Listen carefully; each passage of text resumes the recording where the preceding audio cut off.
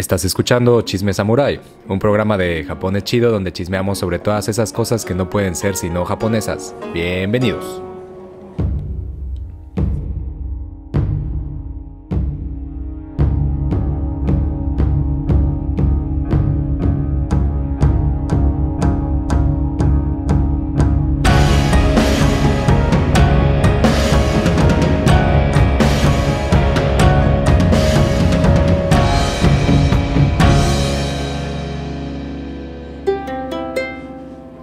Chisme Samurai. Hablar de Japón resulta muy ambiguo porque todo lo que está ahí contenido va más allá de cualquier descripción. Creo que Japón es algo así como una ocasión, algo que no está comprometido con el tiempo y el riesgo de desaparecer, sino que se presenta una y otra vez como un momento. Para algunas personas, Japón puede ser una caricatura con monos chinos, así diría mi mamá. Puede ser algo más complejo tal vez, un sinfín de historias que se vienen a la mente una y otra vez como recuerdos trepidantes, ya sea porque los vimos un día o quizá los vivimos un día. Japón puede ser también una persona, y en ese sentido Japón siempre será inconsistente y contradictorio. Pero eso está bien, ¿no? Para ti, mi estimado Diego, ¿qué se te viene a la mente cuando piensas en Japón? Mi estimado Andrés, qué gusto vernos No, hombre, aquí. el gusto es mío. Em, En la comodidad. En la comodidad ¿En la comodidad? En la comodidad de hablar de Japón, ¿qué pedo? Como siempre. Como Pues, siempre. ay, Japón siempre, si tuviera que resumir todo esto de Japón en una palabra, sería contraste. Creo que, Ok. creo que en todas las acepciones, ¿no?, que podemos poner de Japón, siempre hay dos partes. Me suena mucho a que a veces se relaciona, ¿no? Uno piensa en Japón y es que la tecnología y es que lo moderno y no sé qué. Pero también Sí. hay esta parte de tradición, esta parte de antigüedad milenaria, que está en esa parte, ¿no? El clima, chingo de frío, chingo de calor. Es siempre este contraste y este balance también entre muchas cosas, ¿no? Creo que la estampa ahí que me viene a la mente de Japón sería como una especie de collage. Es un collage así lleno de recortes del Monte Fuji, de Samurai, de los robots, del anime. Hay como mucho de todo en este universo llamado Japón. Sí. Y me viene eso a la mente, ¿no? Un poco, contrastes. Sí está... Sí está... Nada, sí está... Es muy contrastante, ¿no? Demasiado. Muy contrastante. Sí, creo... Yo creo que a mí... se viene una imagen... O sea... Es como muy... Es muy complicado definirlo con una palabra, ¿no? Creo que... Normalmente... Me acuerdo de una cita por ahí que dio un profesor. No era una cita. O más bien, yo lo voy a citar. Voy a citar a ese güey. Un profesor que nos dio una vez un curso de cultura... O la industria cultural de Japón. Y decía, güey... Ese güey era profesor de literatura francesa en la Universidad de Keio. Y ese güey decía como... No, es que... a mi oficina llegan siempre gente diciéndome como... Güey, yo quiero estudiar literatura japonesa, ¿no? Sobre todo estudiantes que viven del extranjero. Yo quiero estudiar literatura japonesa, ¿no? Y este güey, no, pues qué chido, güey, ¿por qué? Y la mayoría de las personas era como de, es que amo Japón, ¿no? Y decía este profesor es japonés, él es el encargado del departamento de literatura francesa, pero decía a mí, o sea, siempre me llegan con esta idea, pero nunca nadie ha llegado a decirme, es que amo Francia, ¿no? Es que amo Alemania y por eso quiero estudiar literatura francesa, o es que quiero estudiar los clásicos de Weimar porque es que Alemania la amo. Pero Japón siempre despierta algo ahí, ¿no? Y si intento pensar en una palabra, es complejo, ¿no? Y tal vez contradicción sea una que me guste mucho para eso. Tal vez inconsistencia. Sí. Pero no inconsistencia como algo malo, ¿no? A lo que nos tienen acostumbrados de... güey, sé más consistente con la vida. Es como, no, muchas gracias. Y creo que Japón tiene algo de eso que es muy, muy contrastante, porque tanto es consistente como no lo es, ¿no? En muchas cosas. Como muchas otras culturas, ¿no? Y otras construcciones culturales. Si pienso en Japón, tal vez me iría a lo que cuando era niño pensaba que eran simples caricaturas del Canal 5. Yo creo que eso, o del Canal 7, yo creo que eso es algo que en su momento no pensaba como, estoy viendo caricaturas del Japón, sino que eran solamente caricaturas para mí. Y ya después se volvieron como, oye, creo que esto es Japón. Un segundo. Tal vez, por ejemplo, ver los Supercampeones o ver los Caballeros del Zodiaco no me llevaba a Japón, ¿no? Era como, pues, güey, en cualquier lugar se juega al fútbol en canchas kilométricas, ¿no? Es como, güey, en la antigua Grecia se cargan armaduras en el lomo por horas y horas. O sea, pues, güey, ¿quién sino, dónde sino en Grecia? Pero cuando me acuerdo que vi Rurouni Kenshin, fue como, güey, esto sí no puede ser la antigua Roma. O sea, esto no está pasando en la extinta Checoslovaquia. O sea, esto es Japón. Esto tiene que ser algo más, ¿no? Algo más profundo. ¿Y qué pedo? ¿Y qué es esto, no? Me acuerdo... Eso, yo creo que eso sí me acuerdo mucho. Ese encuentro con Rurouni Kenshin. Y que va de la mano con el encuentro del mundo de samuráis. Para mí.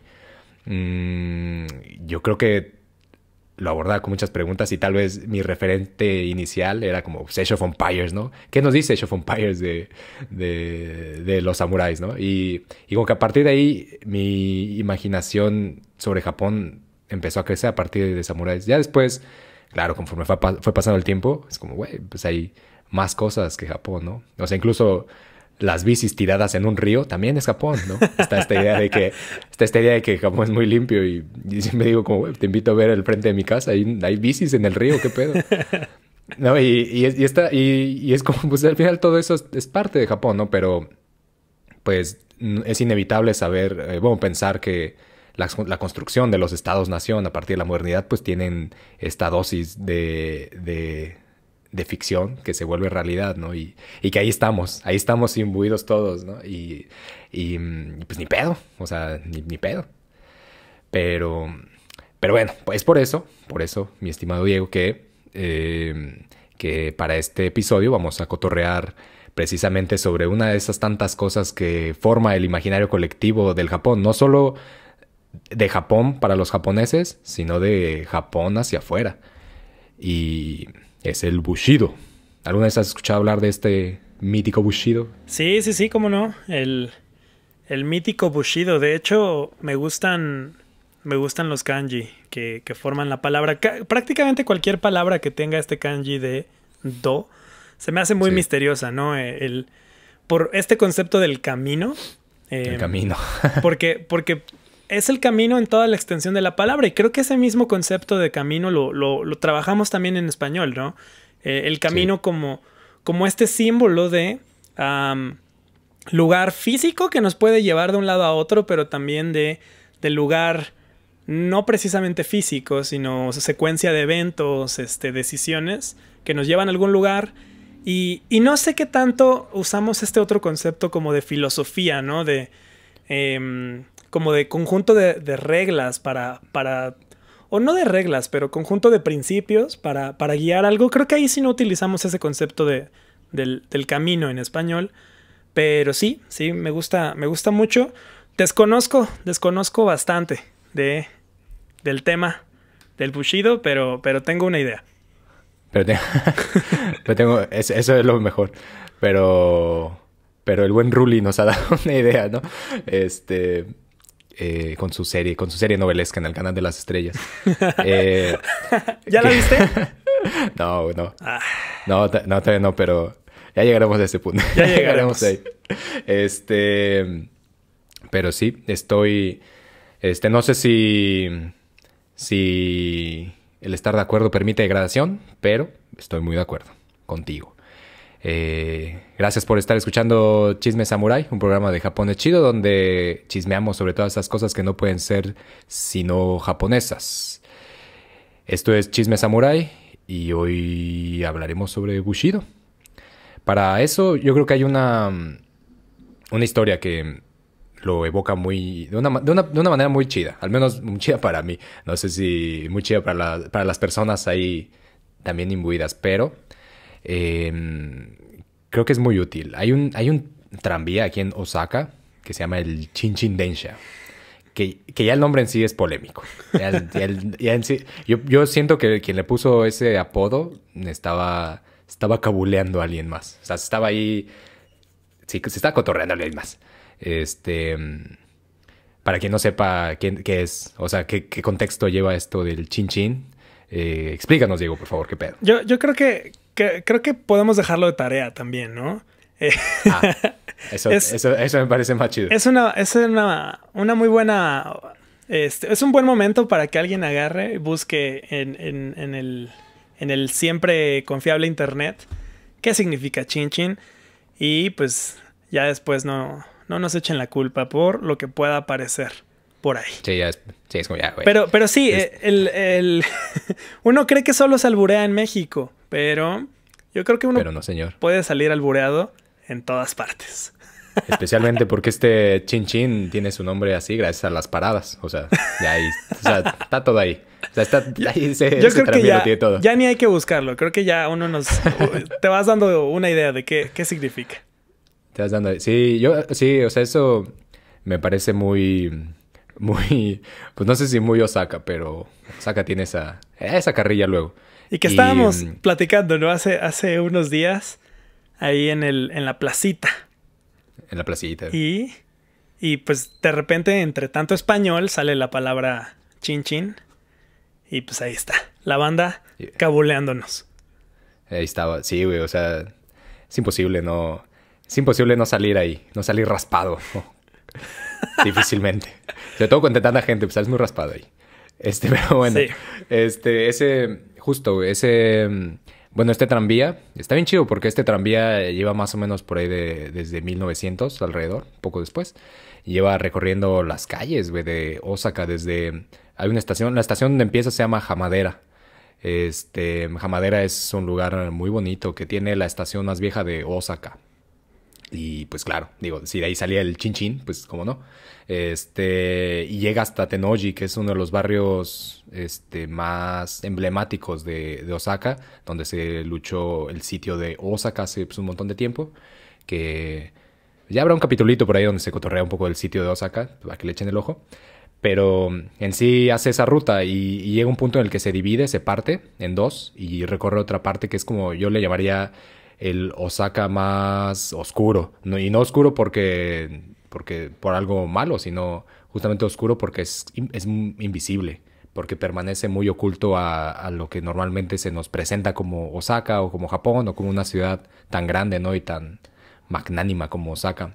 Entonces está muy chido. Si andan por acá, les recomendaría que se treparan al chin chin. Sin albur ahí. Pero bueno, para las personas que no lo saben, yo de vez en vez doy tours a feligreses que vienen a Osaka y que quieren conocer o recorrerlo todo en un día, lo cual es imposible, pero no, se dan opciones donde por unas 6 o 7 horas cotorreamos, comemos un montón. Aquí hay un concepto en Osaka que se llama el Kuidaore, que es básicamente comer hasta morir, hasta caer en la ruina, ya sea económica o verdaderamente física. Y pues Osaka se presta para eso y para muchísimo más. Y parte del recorrido que hacemos, donde empieza, es justamente en este tranvía, pero porque pasamos por uno de los templos uno de los santuarios más emblemáticos de Osaka, que es el Sumiyoshi Taisha. Y para llegar ahí, pues tienes dos formas, o muchas. Puedes llegar en bici si quieres, si te sientes muy audaz. Puedes llegar en tren más moderno, si te sientes subido en el progreso del tiempo y no lo quieres perder. O puedes llegar en el tranvía, que sí tarda un ratillo, pero para mí el viaje en el tranvía ya es... O sea, lo vale todo, güey. Está bien chido. Es muy barato porque un viaje, sin importar dónde te pares, cuesta 200 yenes. Mientras que pues el tren es más caro. Y, güey, si ya eres un anciano o eres muy joven, si estás en cualquiera de esos dos lugares, o sea, si no estás en el umbral de la producción, te cuesta la mitad. Entonces, es una ganga. Pero en sí el tranvía ya lo vale todo, güey. El tranvía es hermoso por dentro. Si tienes suerte suficiente, te subes a un tranvía que fue precisamente... que está desde principios del siglo pasado transitando las calles. Y es hermoso, güey. Es pesado. Le suena todo, se agita, se zarandea, tú te zarandeas. Pero está chido, es parte del viaje. Y creo que hay algo en ese tranvía muy mítico, muy oculto que creo que deja ver una parte del Japón invisible. Está muy chido. Y pues bueno, justamente en este tranvía, ese día creo que le estaba dando un tour creo que eran 4 o 3 mexicanos, pero pues muy chidos esos muchachos. Y pues nos subimos al tren, ya llevamos un ratillo cotorreando, desde que nos encontramos y demás. Y uno de ellos pues, estaba como muy, muy interesado, ¿no? En general, sobre todos estos conceptos ambiguos, como el Yamato Damashi, ¿no? Como este espíritu Yamato, como la idea del Bushido, como la idea de todo lo que engloba lo japonés, como todo este tipo de cosas que de alguna manera nos llegan mucho a Occidente, o Occidente por poner lo que no es Japón, pero creo que es un concepto muy erróneo. Discúlpenme todos.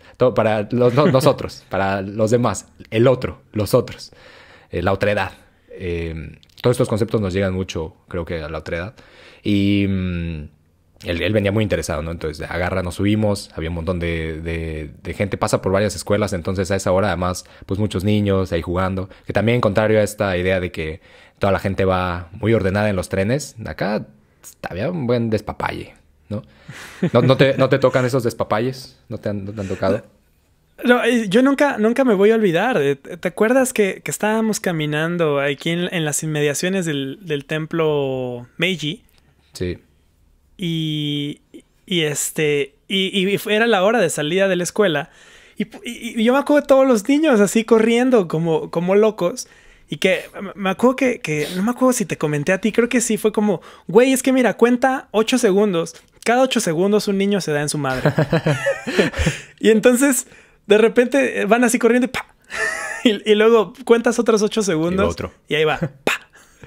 Entonces sí, es todo un relajo. Como acá también, uno tiene esa idea de, ay, sí, los niños salen ahí en silencio, caminando, en puntitas, ¿no? Sin hacer ruido, nada. La chaviza es la chaviza. La infancia es la infancia. Claro, o sea, la infancia, por supuesto. O sea, el juego, por ahí decía Cortázar, ¿no? Como yo escribo con la seriedad con la que jugaba cuando era niño. O sea, hay que seguir jugando con esa seriedad. Y los niños, la chaviza, pues, los niños, las niñas, la infancia, güey. Eso no sé, eso yo creo que está muy chido. Y pues ahí en ese tranvía no es la excepción. Y güey, y está muy caro porque iban haciendo un montón de juegos bien chidos que es como, güey, quiero jugar, ¿puedo jugar? ¿Puedo jugar yo también? Muy cagado. Y bueno, pues íbamos ahí, íbamos de pie. Y me dice güey, ¿no? Como, oye, yo tengo una idea, güey. Es que tengo una pregunta. Lo que pasa es que el otro día leí hace ya un rato, uno de estos libros que se llama Bushido, The Soul of Japan. ¿Lo ubicas, güey? Y yo, sí, no, sí, creo que sí sé cuál dices. Y me queda esta pregunta como, oye, o sea, ¿qué pedo con esa ondita, güey? ¿Los samuráis todavía existen o cómo está ese pedo, güey, del Bushido? Y pues francamente es una pregunta que, o sea, la pregunta de ¿todavía existen los samuráis? Yo creo que se puede contestar muy fácil, ¿no? Como no existen. Y la pregunta del Bushido tal vez se podría contestar como, es una construcción cultural, pero pues, güey, sin duda nunca se pierde la oportunidad de echar un chisme bueno, o sea, un chisme de... Es como, güey, te va a poder platicar sobre Rurouni Kenshin, güey. Y no mames, güey, yo, estoy dentro, güey. Entonces, como que, pues claro, la pregunta fácil no era opción. Además, nos faltaban como unos 20 minutos para llegar a nuestro destino. Y pues, güey, había que cotorrearlo, ¿no? Entonces, en lugar de decirle vagamente, no existen y es una construcción cultural, fue de, güey, excelente pregunta. Vamos a hablarlo. ¿Qué te parece si si tomamos asiento aquí? Y ya, ¿no? Entonces, pues le dije, güey, pues mira, creo que para hablar de samuráis habría que tener con muchas consideraciones, ¿no? Quizá la más coherente sería, y acostumbrada sobre todo, sería plantearlo en una forma muy horizontal, no muy lineal, como nuestra historia. Si nos vamos a 1192, hay un sujeto que se llama Yoritomo no Minamoto, o más bien al revés, Minamoto no Yoritomo, para seguir aquí la cordialidad del orden de apellido y nombre. Las formas. Perdóneme usted. Que aparece este muchacho, ¿no? Minamoto no Yoritomo. Y es en ese momento en el que él toma el título de shogun. Aunque en ese momento el título de shogun no era lo que remotamente llegó a ser después, sino que era más bien un título que te colocaba pues por ahí a la altura de cierta parte de la corte, ¿no? Sin embargo, lo que hace este sujeto es que borra a los Taira, que era la familia rival, los borra y pues impone su dominio en Kamakura, en el este, ya llevándose un poco como el centro de atención de Kioto, de toda esta zona de Kansai, llevándosela más bien hacia el este, ¿no? Y distinguiendo a toda esa racita como guerreros, ¿no? De hecho, este güey lo que hace dijo, güey, a partir de ahora este va a ser es el principio del país, ¿no? Tenka no Soso. Y lo que seguramente él no sabía es que eso iba a durar pues más de 700 años. Básicamente lo que sucede en este momento es que a partir de ahí, no inmediatamente, pero sí progresivamente, el samurái o el bushi empieza a tomar una conciencia sobre sí, ¿no? Ya no solo como un guerrero de tiempo completo, sino como una clase social que se sabe importante y vital para la construcción de lo que para ese güey iba a ser el principio de un nuevo país, ¿no? Sin embargo, pues para mí, pues obviamente, 700 años de historia es muy cabrón. O sea, hay muchísimas cosas que cotorrear, pero creo que para pensar en el Bushido sería más preponderante irnos a los tiempos más modernos. Y en ese sentido, hay un momento en 1852 cuando llega a Japón el llamado Barco Negro del Comodoro Perry. Ese momento se dice que es como el momento justo en el que empieza a caer el gobierno samurái, que ese periodo donde empieza a caer se llama Bakumatsu. Sin embargo, ya antes, por ejemplo, en 1830, o sea, en esa década, hay varias revueltas. Una de un sujeto que se llamaba Osho Heihachiro, que ese güey arma un alborotador y arma un escándalo en Osaka, justo si han estado por acá cerca del templo, del santuario Tenmangu, y lo incendia todo. Ese güey dijo, güey, aquí me van a escuchar, ¿no? En protesta especialmente por la mala calidad de vida. Esos años los precios del arroz se habían ido por los cielos y era un desmadre. Entonces este güey lo que hace es armar una protesta con 200 sujetos. Solo una parte de ellos eran samuráis, los demás eran el pueblo mismo. Y pues claro, esa revuelta no duró más de unas horas. Ese güey escapó y al final terminó eviscerándose con su muchacho, con su chavito. Y lo que provocó después es la alza en los precios de arroz y demás. Sin embargo, ganó mucha simpatía y a partir de ahí empieza a haber como una conciencia interna de que realmente el gobierno no era tan sólido, ¿no? Como parecía. Y cuando llega a este barco negro, pues da cuenta de que en verdad el gobierno como tal no es tan sólido como parece. Y sobre todo porque se doblega muy fácil a lo que ellos comienzan a llamar los bárbaros, ¿no? Sí. A partir de ahí surge... Perdón, te veo con esta cara como de... ¿Qué pedo? Que para esto...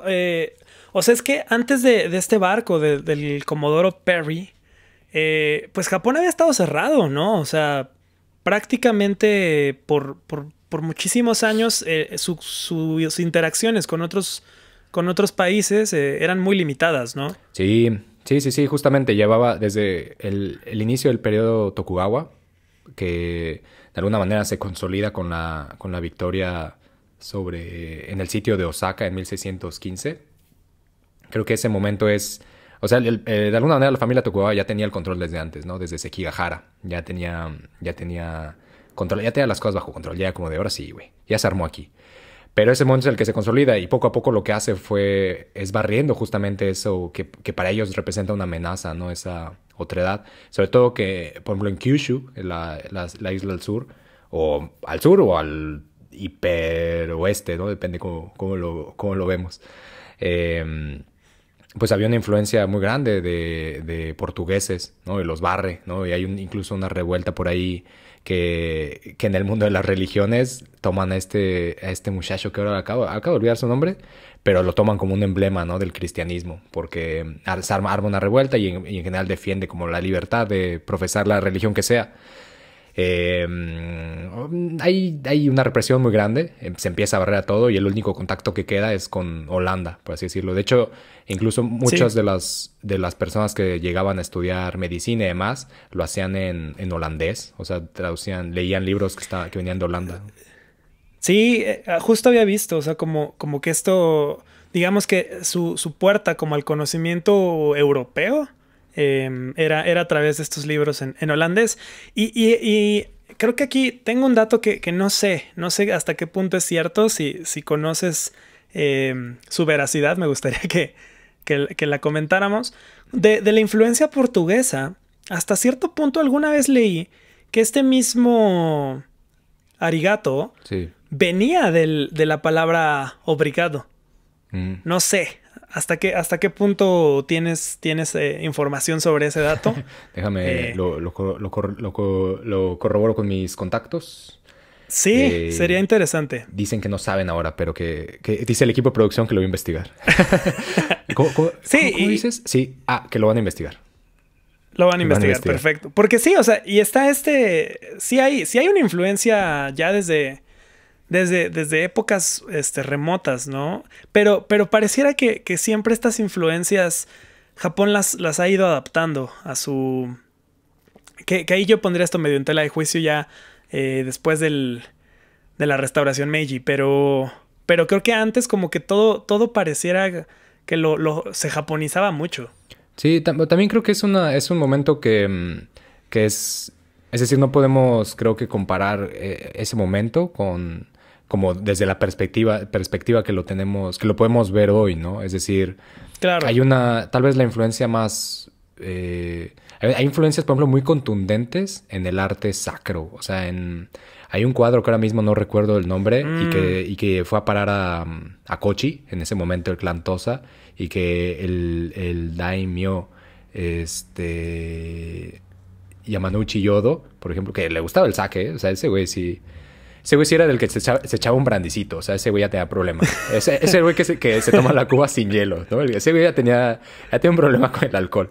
Pero ese güey le encantaba el arte sacro y ese güey tenía en su poder un pliego como de esta representación del cielo budista y varios digamos, actos que había sido influenciado en el momento que ese pliego había sido hecho justamente en el siglo XVI y tenía una influencia portuguesa en su elaboración y en su construcción. Y hay un cuadro del cristianismo que es una réplica. Y creo que ese tipo de influencias persisten mucho, permanecen mucho, sobre todo a ciertos niveles. O sea, por ejemplo, no es que realmente la influencia del cristianismo como tal haya dejado de existir, ¿no? O sea, siguió, No. simplemente se fue transformando, ¿no? Y se profesaba con cierta cautela. La influencia de las armas, por ejemplo, pues cambió el concepto de guerra, ¿no? Ya no...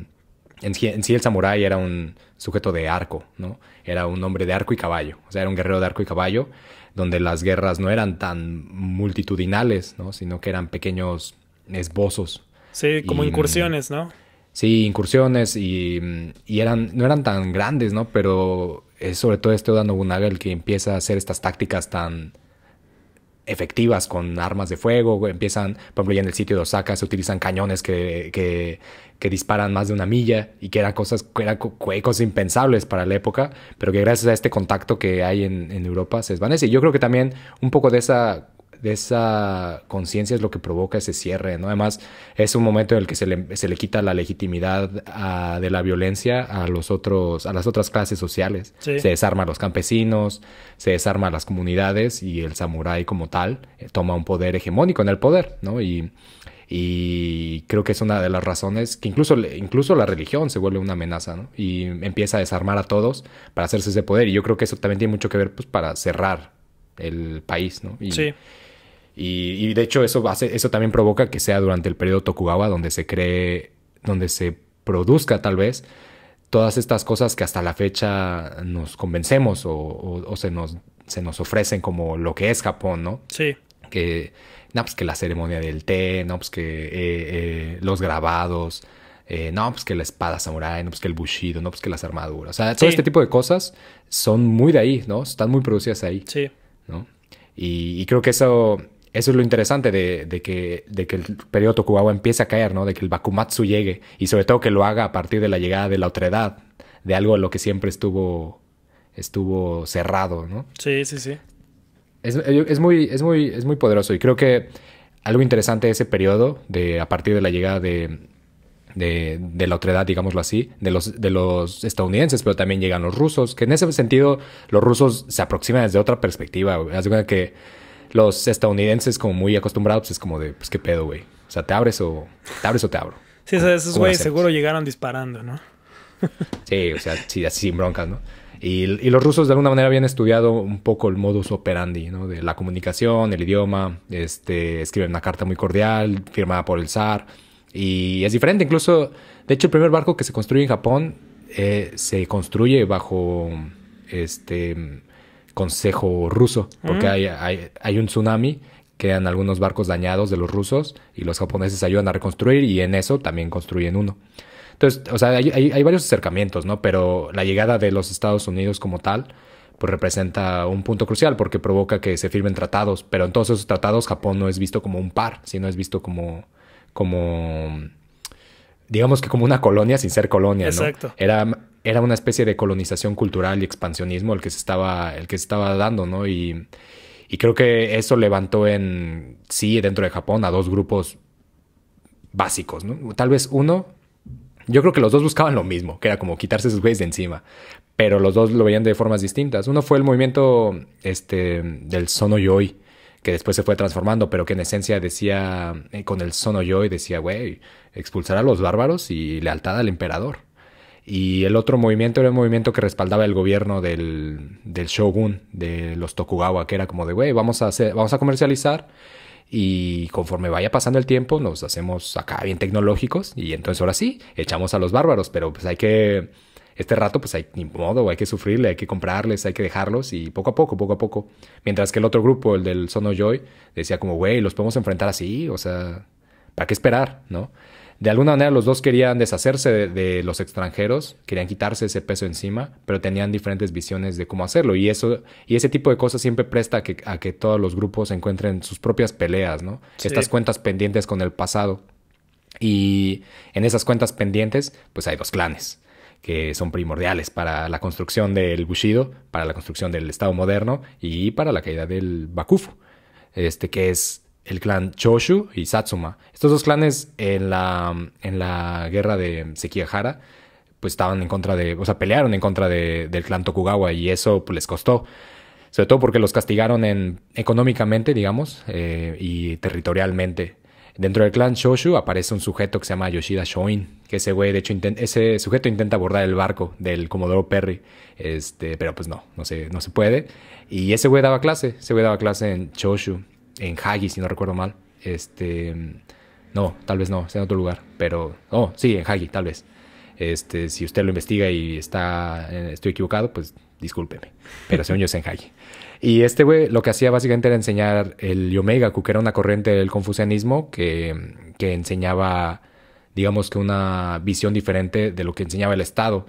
El Yomegaku básicamente proveniente del chino, del Wanyang Ming, decía de una forma hiperarcaica, diría algo así como de saber y no actuar, pues es no saber. Y eso era, digamos que provocaba muchos ánimos, levantaba muchísimos ánimos en la chaviza. Ese güey, al menos de los 90 estudiantes que tuvo, 2 de ellos fueron primeros ministros.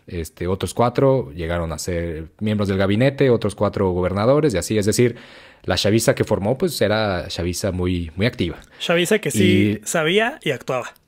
Sabía y actuaba, o sea, sabía y lo demostraba. Como güey, sí, güey, qué pedo. Y algo que hizo este sujeto fue que, pues claro, obviamente todo esto le valió mucha enemistad con el Bakufu. Y hay un momento en ese periodo, que es alrededor de 1858, donde se llama la purga Ansei, que es un momento donde el Bakufu dice como, güey, vamos a deshacernos de estos alborotadores, que sí me están aquí como que, sí, me están moviendo todo, o sea, alborotando el gallinero y pues no se vale. Y entre los que se llevaron de corbata, pues fue a este güey, al Yoshida Shoin, que lo terminaron decapitando, ¿no? Con estos cargos de alborotador. Sin embargo, pues eso ya veremos que levantó mucho revuelo entre la chaviza de Shochu. Luego, en otro de los nombres por ahí es Sakamoto Ryoma, que igual y varios ya lo han escuchado. Es tal vez uno de los personajes más populares dentro, sobre todo recientemente, ha reganado popularidad. Y es muy cagado porque en las series que hacen de él, sobre todo en las últimas series, es como sale un sujeto así como bien guapo. Que dices como, ese güey, pero qué bien parecido. Como el... No es como como el Morelos de los nuevos billetes, ¿no? Sí, es como un calamardo guapo. Es bellísimo. Y dices, güey, este güey era bellísimo, qué pedo. Pero luego ves la única foto que existe de él y dices, un segundo, aquí me están chamaqueando. Sí, porque aparte estos güeyes ya no se salvaron. Justo, no sé si revisaste, te mandé un videíto por ahí, pero parte de las cosas que también trajo este barco del Comodoro Perry fue la fotografía. Ah, de hecho, sí. No, y de hecho, algo que pasó mucho con este Sakamoto Ryoma y su grupo. Este güey, lo que hace Sakamoto Ryoma es que él era originalmente de Kochi. No, de lo que hoy es Kochi, en su momento era el clan de Tosa. Y este güey lo que hace, pues, se escapa de ahí, es un prófugo de la justicia, pero entre todas las cosas que hace, termina formando una compañía de comercio en la que básicamente traía armas para dárselas a Clan Choshu y al Satsuma. Pero lo que hace es, dice como, güey, somos una tripulación bien chida y vamos a tomarnos una foto, ¿no? Y como que todos eran, no mames, ¿una foto, güey? ¿Qué es eso? Y todos se arreglan así bien chido. Y ese güey, lo cagado es que le acaban de regalar unas botas. Entonces en la foto este güey cuando se toma, él antes de partir hacia Kioto, porque esta foto se la toma en Nagasaki. Uh-huh. Él antes de ir hacia Kioto dice, ¿sabes qué? Toma una foto, güey, me la merezco, me la gané. Y así se pone sus mejores ropas, se mete la mano dentro del kimono y trae unas botas, güey. Y entonces toda esa foto, pues claro, despliega un misticismo muy cabrón. Si tú vas a Tosa, bueno, a Kochi, pues, hay una estatua de Sakamoto y la estatua está así. O sea, es esta imagen de Sakamoto es esa foto, básicamente. Esta pose sacando algo del kimono y hay una historia que eso... Pueden checar otro de nuestros capítulos sobre el incidente Teradaya, que pues ahí ya aparece que ahí dentro de ese kimono, pero es toda una historia. O sea, ese güey era toda una cosa y que sí, sobre todo le gustó la foto. Sí fue como de, güey, oye, me veo muy bien aquí. Oye, pues no soy mal parecido. Sí, pues bueno, aparece este güey y justamente el chiste de crear esta empresa de comercio pues es traer armas para el clan Choshu. Sin embargo, lo más simbólico de su aparición es que crea una alianza entre estos dos clanes que eran enemigos acérrimos, que se pelean en Kioto, en el Palacio Imperial. Si ustedes han ido al Palacio Imperial de Kioto, pongan atención porque hay en las paredes un montón de balas. O sea, uno pasa por ahí y es como, güey, está bien bonito, muchos árboles, chingos de calor y es impresionante, ¿no? Sobre todo es enorme. Pero en las paredes, en las puertas, hay balas. Y es que, pues, por ahí se agarraron Choshu y Satsuma del Chongo. Lo que le ganó a Choshu a hacerse del título de enemigo imperial. Y era algo que básicamente pues querían quitarse encima. Como, nosotros, chido con el emperador, güey, le queremos ayudar.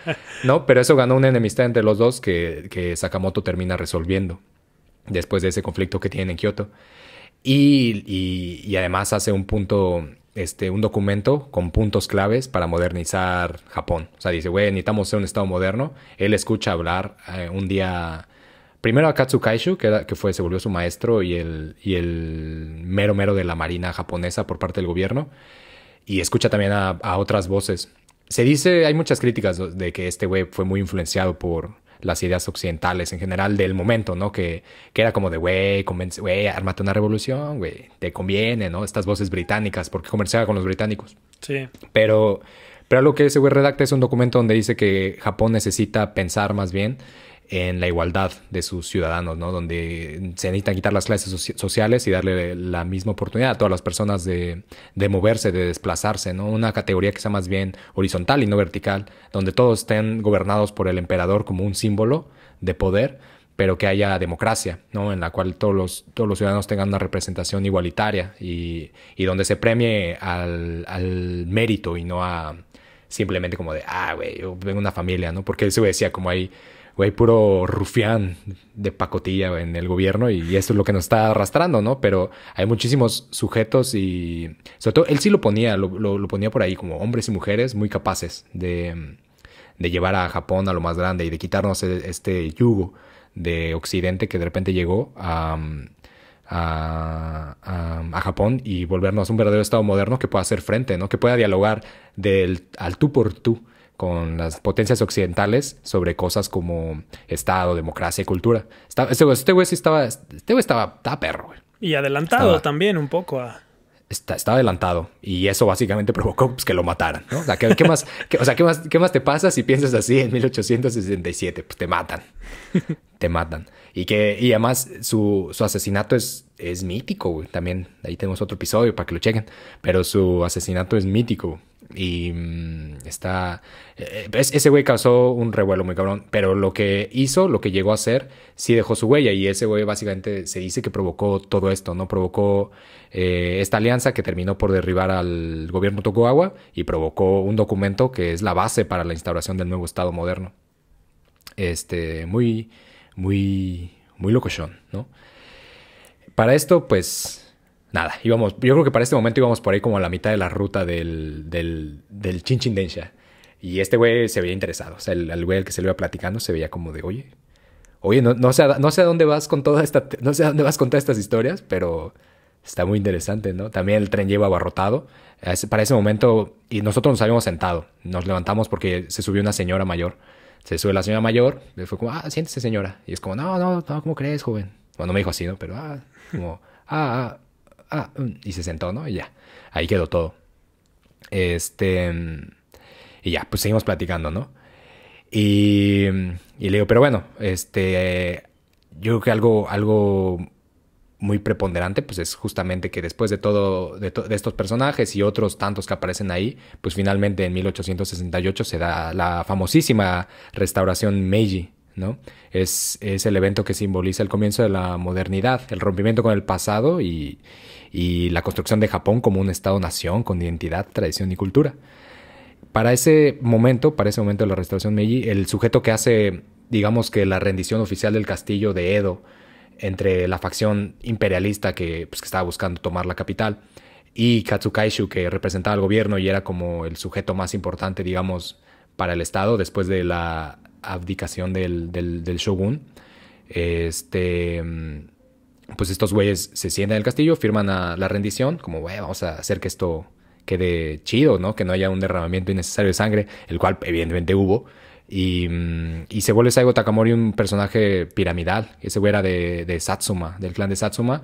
Se vuelve un güey piramidal. Tal vez ustedes están pensando como que me suena, como que es... El mítico Saigo Takamori. Saigo Takamori, ¿de dónde lo vi? Güey, yo lo he visto, güey. No, dime de dónde. Pues es el que aparece con Tom Cruise en El Último Samurái. ¿Viste El Último Samurái? Por supuesto que vi el gran... Mira, ya, estoy cambiando. El gran samurái, no. Por supuesto que vi al gran Tom Cruise. No, sí, claro. También, que lo vi. Güey, lo viví. Sí, no, cómo no. Yo creo que es regresando, ¿no? Un poco a lo que platicábamos al inicio. Creo que El Último Samurái fue también de ese contenido multimedia que consumimos cuando éramos más pequeños, pero que ahí sí era evidente. O sea, ya es como, sí estoy viendo Japón, ¿no? Estoy viendo algo de Japón. Definitivamente sí. Tom Cruise no podría estar aquí en no sé, Xochimilco, haciendo todo esto, aprendiendo japonés en 2 días. Sí, no. Y sí, tampoco lo estuvo. Ya llegaremos, yo creo que un poco a eso. Tampoco es que lo haya estado en Japón. Pero sí. Ahí aparece este mítico Saigo Takamori. Y en una figura, en este actorazo que también sí. Sale en Memorias de una Geisha. Ken Watanabe. Haciendo un papelazo. A mí me gusta mucho el papel que hace también en este, que es una película controversial, que es un libro controversial. Sí. Por muchas cosas, pero me gusta mucho. Y sí. No lo he visto. No lo he visto la... ¿Has leído el libro? Vi la peli, sí recuerdo alguna vez. Yo creo que en un camión. O sea, como que son de esas pelis que que terminas viendo en un camión, yo creo. Yo. O sea, también el último samurái la terminas viendo en un camión si no la has visto. Yo el último samurái sí fue como de, no mames, güey. Peliculón, güey, de cine y de cine, de comprarse y de que si a la fecha aparece en Warner, yo la veo. Sí, claro. Paren todo, yo voy a ver el último samurái. No, Me o sea, encanta, ¿no? yo la busco, está en Netflix, yo la busco y la veo. La veré por quinta vez este día. Sí, pero por ejemplo, Memorias de una Geisha, recuerdo que la vi seguramente en algún camión, pero no leí el libro. O sea, sí, o sea, ¿sabes qué pasaba? Yo creo que si la viera hoy en día, si la volviera a ver, pues, posiblemente tendría una postura más, yo creo que más,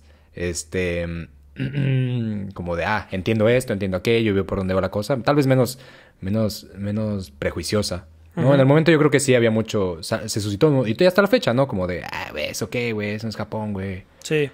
Y es como, pues, parte no, de ¿qué que es Japón? la gran mayoría del elenco ni siquiera son japoneses, pero yo creo que pasa con muchos medios, con muchas representaciones de Japón en la cultura actual. Y está bien, pero sí, ahí luego te presto el libro, si quieres. Pues de hecho, o sea, incluso para personas que se pueden prestar a esa sensación de como, no mames, ¿cómo crees? Hay una peli donde Toshiro Mifune, el actor emblemático de Akira Kurosawa para las películas de samurái, interpreta a un indígena chiapaneco, si no recuerdo mal. O sea... caray. O sea, güey, eso... no, hombre, luego te paso el chisme. Sí. Eso nos da para un programa, pero... O sea, es decir, yo creo que... sí, o sea, luego somos muy sensibles y yo me apunto a ello. O sea, yo también soy esas personas que con ciertas cosas es como, no mames, güey, ¿cómo crees, güey? Sobre todo yo mucho con escenas de visceración. Digo, mames, ¿cómo crees, güey? O sea... Eso no es así. He visto mucha gente viscerarse en la vida y así no se hace. Güey, cuando se visceró mi cuate, no lo hizo así, o sea no, a mí no vengas con estos chismes. Sí, claro, y así, y justamente como con esa lógica que no existe, pues así a veces nos ponemos críticos muchas cosas, ¿no? Yo creo que sí, claro, hay muchas cosas más que criticables, yo creo que desde dónde abordar, ¿no? ¿Por qué nos llega a Occidente? De esta forma, sí. ¿Por qué nos llega a otros países de esta manera, ¿no? Sí. O sea, ¿por qué es que lo reconstruimos así? ¿A partir de dónde y por qué? Y creo que en pensarlo así podremos encontrar también muchas cosas interesantes, ¿no? Sí, estoy de acuerdo. Sobre todo, yo creo que muchas cosas interesantes en el peso que tiene Estados Unidos para la producción, para la apropiación del contenido cultural. Sí. No para la apropiación cultural, que eso creo que es otra cosa. Es otra cosa, sí. Pero para generar esta industria cultural que básicamente nos dice cómo somos, ¿no? Sí. Cómo tenemos que ser. Y raro, ¿no? O sea, que lo tenga que tenga que venir de afuera. Pero, sí. Pero creo que ese sí ya va para otras cosas. Que de hecho que hay una peli igual que no me acuerdo el autor, pero se los ponemos en los comentarios. Una peli que se llama Las Geishas. Es una peli de los 60s que está bueno. Está muy buena. Es una peli que es japonesa, pues, pero esta peli un poco se mete más al tema de verdaderamente del negocio, ¿no? Detrás de las geishas. Estas mujeres que muchas veces se llevan del Japón más rural, las venden, las familias, ni siquiera las venden, les dan un préstamo por ellas y son ellas las que tienen que pagar el préstamo que se le da a la familia, ¿no? Pero ya nunca vuelven realmente a ese lugar, terminan quedándose ahí y van generando una vida, ¿no? Y siempre hay como pues, estas categorías, ¿no? No es como que no son las geishas que justamente vemos ahí corriendo en Tokio, ¿no? Para que no les tomen foto o las geishis, ¿no? O sea, es decir, es un universo muy interesante que claro, que el Memorias de una geisha creo que abre una puerta, ¿no? Y es una oportunidad. Exacto, al menos para conocer. Pero justo lo que decía de controversial fue porque resulta que este autor, ¿no? De Memorias de una geisha, pues tuvo contacto con una geisha real para hacer su investigación, pero a la mera hora cambió muchas cosas justo para esto, ¿no? Hacerlo más Hollywood. Sí. Pero está interesante porque después esta geisha sacó su propio libro. Ahí por si quieres revisarlo. Sí, lo puedes encontrar por allá muy fácilmente, que es Geisha of Gion de Mineko Iwasaki. Sí sé cuál dices. Sí sé cuál dices. Y sí. Muy interesante. Muy interesante. De hecho, sí, hay también un autor muy, muy bueno. O sea, bueno, no sé si es bueno, a mí me gusta, pues. Que se llama Tsuge Yoshiharu. Ese güey lo trabaja, pero no lo trabaja en novelas, ¿no? Él hace un montón de novela gráfica. Sobre todo en los años 60, 70. Trabaja mucho con todo este mundo de los samuráis. Luego se aleja mucho de ello. Y digamos que como siendo coherente con su vida, él se desvanece, o sea, deja de escribir, deja de producir, se va a la montaña y desaparece. Él produce mucho sobre eso y también tiene aproximaciones muy interesantes. O sea, sí, es que hay un montón de cosas y sí había visto también eso, que ese güey había tenido se llamaba, ¿cómo se llama este güey? Arthur, tal vez, el escritor de Memorias de una Geisha. Sí, que es había tenido con esa madre. Arthur Golden. Ese güey. Sí, pero bueno, eso es, ya llegaremos ahí. Harina de otro costal. Exacto. Pero bueno, en general, eso, pues este güey, el Saigo Takamori, se vuelve una figura muy importante, ¿no? Y la política del nuevo estado, del estado moderno de Meiji, se vuelve enriquecer al país y fortalecer al ejército, ¿no? Frente a esta amenaza de Occidente que de repente llega con su aplanadora cultural, capitalista. Y pues ya habían aplacado a China, ¿no? Ya el Reino Unido o la Gran Bretaña ya le había quitado lo que es Hong Kong, ¿no? O sea, ya había aplacado a China ahí, ya lo he hecho como, órale, güey, estate quieto. Entonces, claro, pues Japón dijo, güey, ya valió más, esto ya valió madres, güey. O sea, sí nos echamos a los mongoles en su momento, pero esto se ve cabrón. Entonces, justamente para evitar todo eso, pues es como, güey, hay que enriquecer al país, fortalecer al ejército y vamos a darle, ¿no? Pero, pues básicamente realmente la facción de samuráis que logra hacerse del poder pues digamos que es un grupo, termina siendo otro grupo selecto, ¿no? Es cambiar a una hegemonía del poder por otra, un grupo por otro. Y es este grupo hecho por samuráis del clan Choshu, de Satsuma, luego de Tosa, se le une Saga, que empiezan a delimitar y a darle forma al nuevo estado, ¿no? Y un poco teniendo esta idea de que hay que modernizar, y sobre todo ellos tienen el apoyo de la Gran Bretaña, ¿no? Sabiendo como, güey, el miedo no anda en burro. Es como, güey, si ya te echaste a China, güey, somos cuates, o sea, no hay pedo. Y el Bakufu, por ejemplo, el gobierno tenía el apoyo de Francia, que de alguna manera es básicamente una réplica, ¿no? De estas luchas europeas por todos lados. Sí. Europa peleando en todos lados. Ahí Europa también peleó en Japón. Los rebeldes o los que apoyaban al imperio tenían un apoyo muy fuerte del Reino Unido o de la Gran Bretaña. Y el Bakufu tenía un apoyo muy fuerte, pues, de Francia. Sí, que usaban estos escenarios, ¿no? Internacionales para probar sus armas, para probar sus estrategias y no hacerse tanto daño. Sí, era el clásico de, no, güey, no mames, lo que me dijo Francia, güey. Lo que me dijo el Bakufu, güey. ¿Qué te dijo? Güey, ¿qué te daba frío, güey? ¿Qué, güey? Güey, ¿qué dijiste? ¿La América? Así estaban, así se las traían. Y pero bueno, entonces en esa política de enriquecer al país y fortalecer al ejército, pues se le removió al samurái de sus funciones militares. Fue como lo primerito, ¿no? Y este nuevo ejército pues no solo se modernizó, sino que también comenzó a formarse de conscriptos, campesinos, comerciantes, que siendo el pueblo mismo, de pronto se vio legitimado al uso de la violencia que hace mucho le había sido restringido, ¿no? Con el principio de Tokugawa. Y un poco antes también. Entonces, consecuentemente, pues se limitó el uso de la espada al ejército y se le quitó al samurái los estipendios de arroz que recibía como parte de la organización feudal. Entonces ya era como de, güey, no mames, ahora tengo que trabajar, ¿qué pedo? ¿Por qué?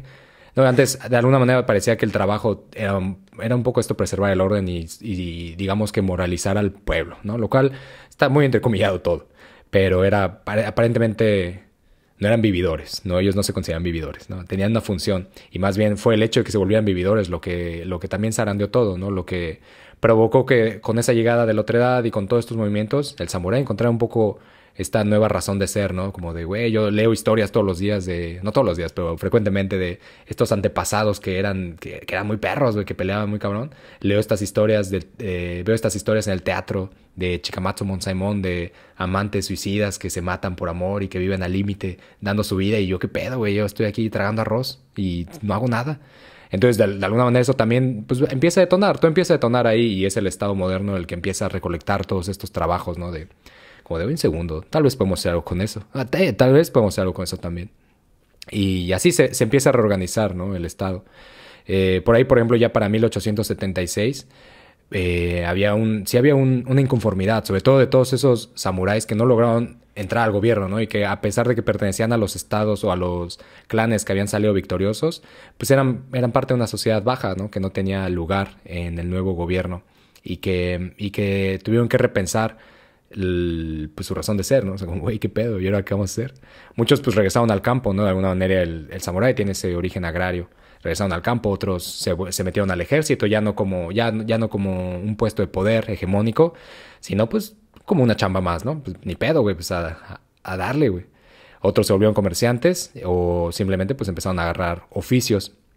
Sin embargo, el malestar pues ya estaba, ¿no? El hecho de que se les quitara los estipendios, que se les quitara el derecho a portar la espada, incluso que se le prohibiera, el hecho de descodificar estéticamente y éticamente todo lo que se había, digamos, construido en estos 700 años desde que se da el principio del país de Minamoto. Creo que hay algo ahí muy fuerte que inevitablemente encuentra su salida, ¿no? En el 74 se arma la rebelión de Saga con Eto Shinpei, que pues nada, está igual derrotada en horas, y güey, el Shinpei, pues es decapitado. En el 76 se arma la rebelión Shinpuren con una chaviza bien alebrestada de Kumamoto. Que esta rebelión Shinpuren, hay un libro de Mishima que se llama Caballos Desbocados.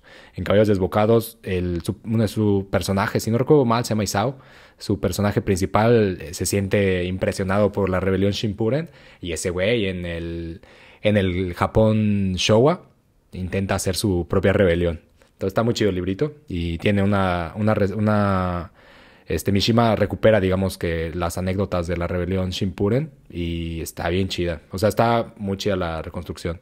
No que diga que está chido que bandita vaya por ahí viscerándose, pero pues bueno, sí está chido, la verdad. Entonces, ahí échenle un ojillo. Y la más simbólica, pues, es la de Saigo Takamori y Tom Cruise. porque pues la de Saigo Takamori es algo que de alguna manera güey 10 años atrás o 9 años atrás había llevado a todo este movimiento a consolidarse, ¿no? En la restauración del nuevo imperio. Sin embargo, ahora peleaba en contra de lo que ese güey había instaurado. Y lo que hace este sujeto es que él tenía un lema, ¿no? Muy conocido que decía como reverenciar al cielo y amar la humanidad. Una forma de decir como pues hay que buscar esta igualdad, ¿no? Y reverenciar al emperador. Sin embargo, él veía en la sociedad como dos tipos de personas, ¿no? Las personas que trabajaban con el cuerpo y las personas que trabajaban con la mente. En el cuerpo pues estaba el campesinado, ¿no? Esta estructura agraria, la que él apoyaba mucho, la que él venía y la que él cuando se regresa a Satsuma o a Kagoshima, pues, él de alguna manera invierte en todo esto, ¿no? Empieza a generar escuelas, empieza a meterle dinero al campo, empieza a generar una estructura dentro de la nueva estructura, ¿no? Aprovechando todo este nuevo ambiente de un poco de incertidumbre, confusión, de qué pedo, ¿para dónde vamos? Güey empieza a armar en Kagoshima un nuevo estado, más ad hoc con sus ideas, ¿no? Y con sus convicciones. Esto inevitablemente hace que en Kagoshima, pues la gente diga como, güey, es algo chido, güey, o sea, pero qué agradable sujeto. Este muchacho sí me cae bien. Entonces, lo que empieza a suceder ahí en Kagoshima es que genuinamente empieza a haber una convicción hacia una nueva idea, ¿no? Hacia la idea de que el Japón que se estaba dejando atrás no era necesariamente malo, ¿no? Que lo que estaba provocando que el nuevo Japón no funcionara era la corrupción, ¿no? Este abandono de lo que siempre había regido la sociedad japonesa, según ellos, ¿no? Esta visión de que los samuráis escurrían todos sus valores hacia la sociedad, hacia abajo, ¿no? Estas ideas de frugalidad, de honestidad, de respeto, que también son muy exageradas, son muy reconstruidas y son sobre todo muy encontradas por la modernidad. Pero en sí había una sensación de que Japón se estaba corrompiendo, ¿no? Y que había que hacer algo en ese sentido. Entonces, de alguna manera, la intención de Saigo no pareciera como arremeter en realidad contra el emperador o contra el nuevo estado, sino que la llamada rebelión de Satsuma se genera a partir de un inconveniente entre una chaviza descarriada ahí de Kagoshima y un buque del gobierno, ¿no? Entonces se dice que Saigo, cuando sucede este pequeño incidente, Saigo dice algo así como de puta madre, güey, pues ya valió madres. Algo así, dice este güey. Como chale, pero bueno, va. Sí, como, no mames, bueno, pues, güey, pues pásame mi rifle, güey, a ver. Sí, o sea, es como, pues ya ni pedo, ¿no? Creo que lo interesante de aquí, de justamente ese momento de Saigo, es la forma en la que termina todo, ¿no? Aparentemente se empieza a ver este movimiento, hay pues varias batallas, todo se prolonga muchos meses, casi un año, y finalmente hay un momento en el que pues como, güey, ya no hay para dónde hacerse, o sea, ya están rodeados, Saigo, los suyos quedan rodeados, quedan pocos, y así como aparece, digo, por ejemplo, si tomamos como referencia El Último Samurái, es como, güey, pues aparece Saigo ahí con Tom Cruise y Tom Cruise le dice, muy occidental, muy en esta práctica de la occidentalización, le cuenta la historia de los ¿cómo se llama estos? De los 300. Sí. Y como de, güey, está esta historia de los 300, güey, la tragedia griega, güey, ¿la conoces? Y pues obviamente Saigo de, no, güey, pues no, qué pedo. No pasó necesariamente así, ¿no? Es decir, pero sí en esta sensación de que pues, era una batalla que no se iba a ganar. Y ellos lo sabían. Sobre todo Saigo lo sabía. Hay muchas teorías donde dicen que pues, Saigo, güey, pues, se sentía culpable por la muerte de uno de sus amigos, porque se intentó suicidar este güey con uno de sus cuates. Sin embargo, su cuate sí se muere y este güey, pues no, se sentía culpable por eso. Otros rumores dicen que pues, este güey quería ir a Corea. De hecho, él dice que lo mejor que le puede pasar al Estado es hacer una guerra contra Corea para provocar la cohesión nacional, ¿no? Bajo un mismo espíritu bélico hacia afuera. Sí, claro. No, ya no hacia adentro. Pero pues tampoco se aprueba su moción. Y al final decían como, este güey lo que quiere es matarse, se me hace. Entonces, al final, cuando quedan pocos muchachos para arremeter, pues cabalga. Se dice que cabalga hacia las armas y encuentra su final frente al ejército más moderno que el Japón ha visto jamás, ¿no? Ya un ejército simbólicamente construido de campesinos, de comerciantes, de samuráis de rangos muy bajos, con armas modernas, rifles, cañones.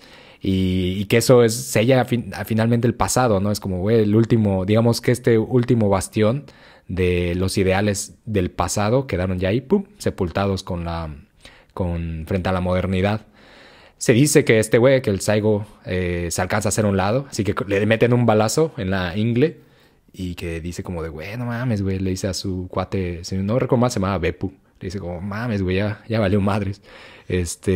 Pásame, güey, mi navaja de afeitar. No, pásame mi daito, ¿no? Me voy a cortar aquí. Dicen que se visera y que después de que se visera le cortan la cabeza y se la lleva uno de sus sirvientes, ¿no? Que por ahí medio la malentierra y que ya después el que la descubre se llama Aritomo.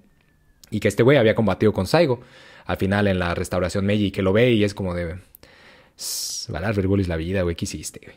Y que a partir de ahí, pues nada, es el final más simbólico que puede haber tenido, digamos, el samurái en la historia, ¿no?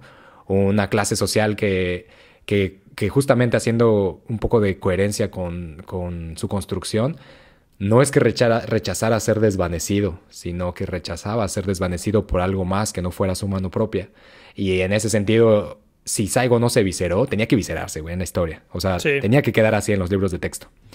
Y ya veremos que así queda. O sea, no pasa tanto tiempo para que esto pues, sucede en 1876. Ya por ahí de 1891 se le recupera. Y es como, oye, Saigo no era un mal sujeto después de todo. O sea, él tenía sus valores, ¿no? Y le hacen su estatua ahí en el Parque Bueno, en Tokio. Si pasan por ahí está un sujeto medio gordito con su perro. Esa historia está muy bonita, güey. Él tiene 2 perros. O sea, él se despide de su hijo. Así, de su hijo se despide medio frío. Así como de, sale la vez, güey. Pero de sus 2 perros, güey, cuando está en ese último momento, antes de arremeter por último instante, manda a sus 2 perros a casa, güey. Se despide de ellos, llora con ellos y los manda a su casa. Y solo llega uno. El otro muere, quién sabe dónde. Y bueno, pues le crean esa estatua en el Parque Bueno con uno de sus perros. Con solo uno de los perros. Con solo uno de los perros. El otro no, para que se pierda. Sí, es como, pues, güey, también tú, güey.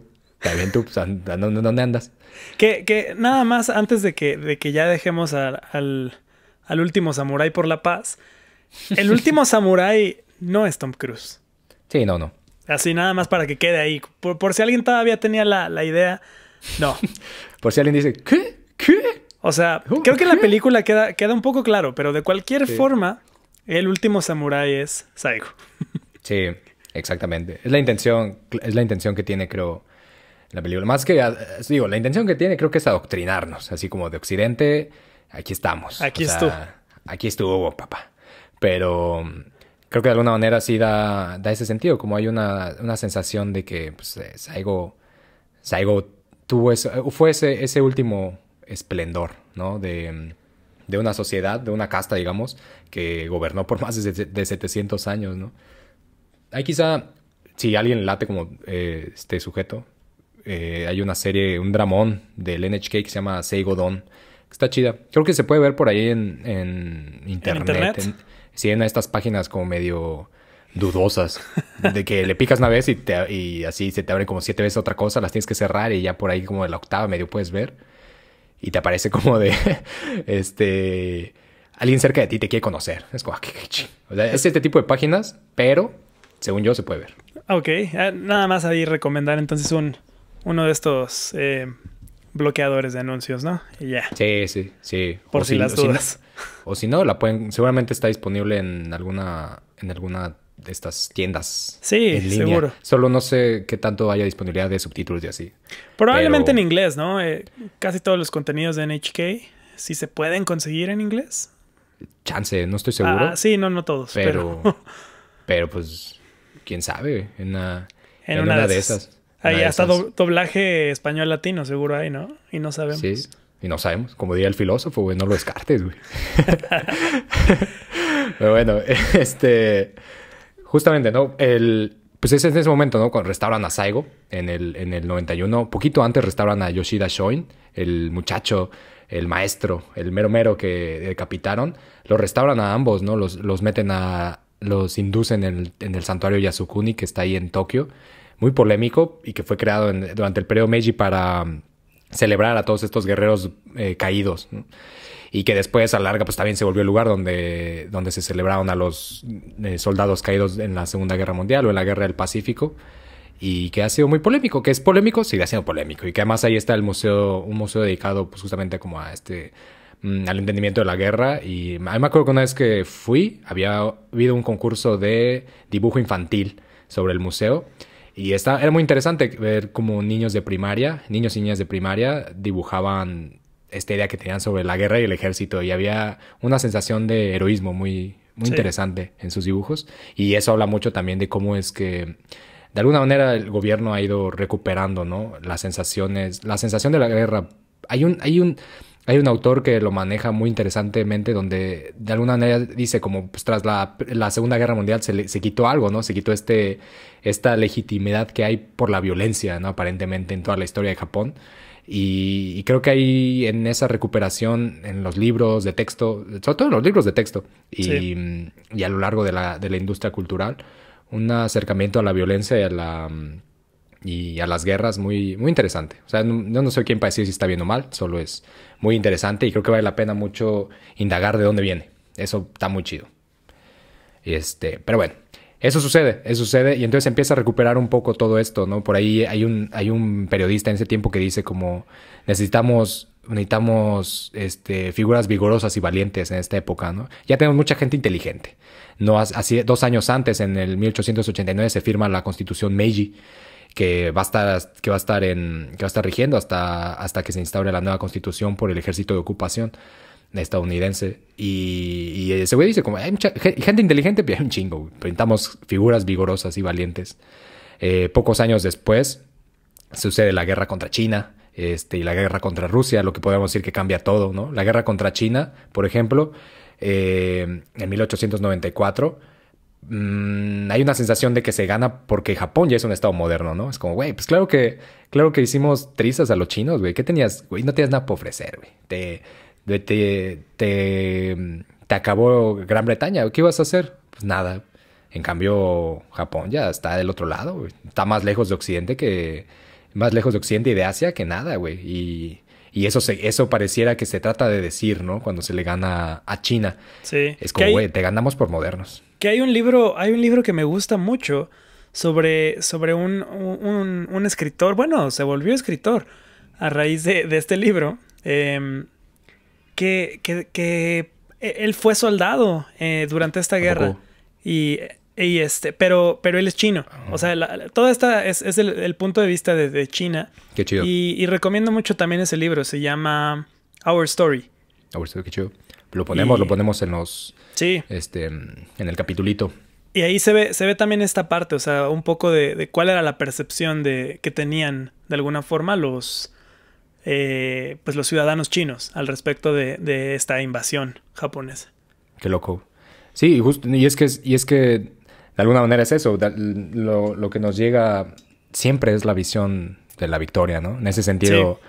La historia es muy enciclopédica, ¿no? Siempre la vemos con un ojo y en el discurso de ese ojo le ganamos a China porque somos un estado moderno, ¿no? Y China es el estado de la tradición. Hay un desprecio ahí y que resulta muy interesante porque, por ejemplo, en ese momento la sensación en Corea, en China, pareciera o se pinta como un desprecio hacia Japón por ese abandono, ¿no? De las tradiciones. De las tradiciones. Mientras que en Japón hay un desprecio de esos dos países y del resto de Asia por atrasados, ¿no? Como por, güey, ustedes no se han podido modernizar, güey, o sea. Sí. Y de alguna manera ahí queda el registro de eso, ¿no? Y eso se empieza a trabajar mucho en la literatura. La literatura como tal se empieza a trabajar en esa década del periodo Meiji.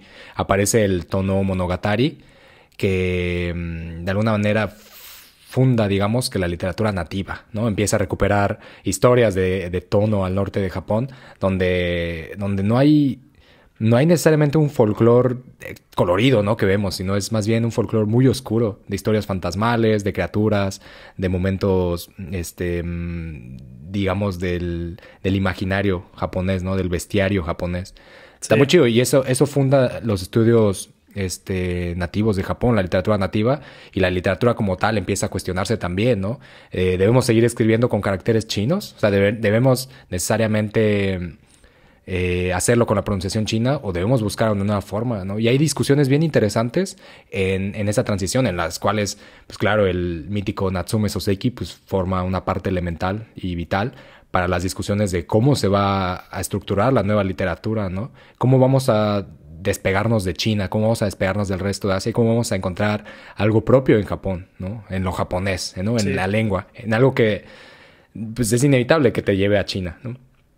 Y eso está muy interesante. Esas discusiones están muy, muy interesantes y empiezan a formular muchas cosas, ¿no? Muchísimas cosas. Y es la guerra contra Rusia en 1904 donde de alguna manera se despega, ¿no? Y Japón dice, güey, a China yo le gané pues por moderno. A Rusia le gané no por moderno, porque tenemos lo mismo. A Rusia le gané por el espíritu, ¿no? Por eso que no puede ser sino japonés. Algo que va más allá de la tecnología.